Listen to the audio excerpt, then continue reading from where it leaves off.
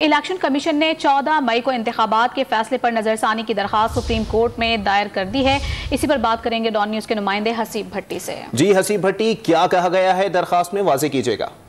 देखिए, जो आर्टिकल 254 के इस्तेदाद मुद्दत मियाद गुजरने के बाद भी इसको इस्तेमाल किया जा सकता है, ये अच्छा कहना है इलेक्शन कमीशन का। इससे पहले भी इलेक्शन जो है वो 2 से 3 माह तक ताखीर की गई थी, उसका दौरानिया बढ़ाया गया था, ऐसा कहना था। और साथ साथ अपनी जो दरखास्त है उसमें यह कहा गया कि 14 मई को इंतखाबात के बजाय नई तारीख अदालत दे, क्योंकि ना तो फंड मिले हैं और ना ही सिक्योरिटी के हवाले से कोई जो खातर ख्वाह पेशरफ्त हुई है। लिहाजा अदालत उस्मा जो अपना फैसला है 14 मई का इंतखाब कराने का फैसला, उस पर नजरसानी करे, क्योंकि अभी तक बैलेट पेपर्स की छिपाई और दीगर अमूर के लिए फंड जो है वो ना मिलने की वजह से वो मुकम्मल नहीं हो सके।